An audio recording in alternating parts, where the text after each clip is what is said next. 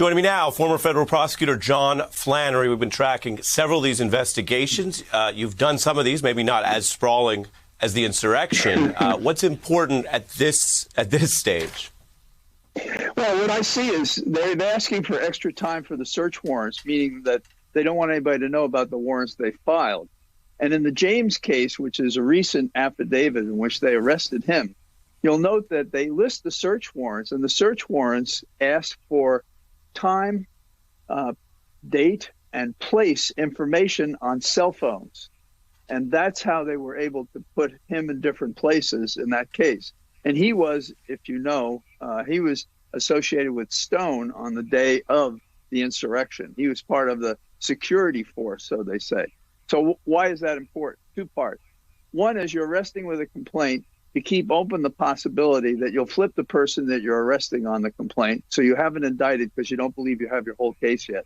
Number two, you're seeking search warrants, and you're using this information in a very complicated fashion to see who is where. Now, this is not going to be limited to the Oath Keepers or the Proud Boys. It can also involve people like Senator Hawley, who asked the question about the director of the FBI. What are you doing? Let me slow you. Let me slow you down only slightly, because you move faster than some of us lawyers. So you're talking about how you can get insight into the way they're approaching one of these right-wing militia guys. You're saying they think they already have enough evidence on him. That's number one. Yeah. But because he's close to Roger Stone, who's Donald Trump's longest-serving advisor, who was recently pardoned by Donald Trump, and phone communication could lead you back to others. So basically, how do they do all this while trying to keep their options open as they move up those lines? Because they don't want everyone to be ahead of them, and yet here you are decoding some of it on national TV. Yes, but the thing is, they have issued so many search warrants, it immediately increases fear. And say with James, only hypothetically, if I was the arresting officer on a complaint and there's no prohibition against me talking to him, we would have a conversation along the lines of, there's a bus leaving the station.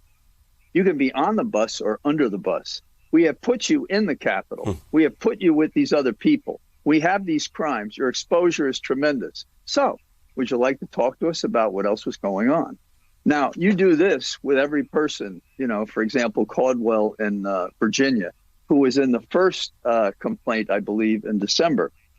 In that complaint, they got a traditional search warrant to search the homes and stuff like that.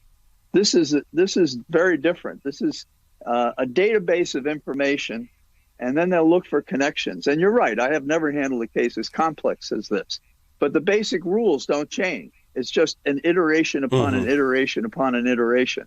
And you're working the, if you will, the pyramid up to name your person. Is it the head of the Oath Keepers, or is it a public official? And there have been all these communications. And let me jump in. Let me jump back in to pull this thread. I feel like we're in law school, but only the fun part, not the boring parts, of which there were also some. We don't have the exam either. But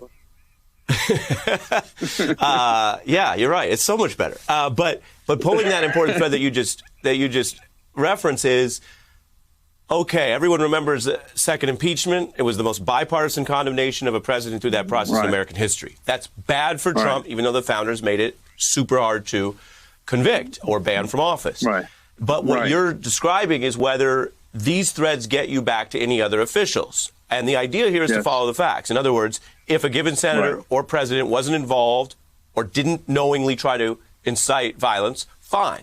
Then they're cleared. Let's follow the facts. But if they had some special forbearance, foreknowledge, then not fine. And I want to play a little bit of the Wall Street Journal call, just a quick part. We've covered this aspect of it, where the president at the time, before the 6th, sees it as key. Take a listen. Yes.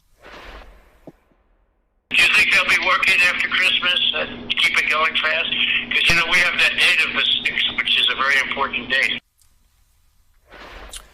What do you see as potential exposure? Go ahead.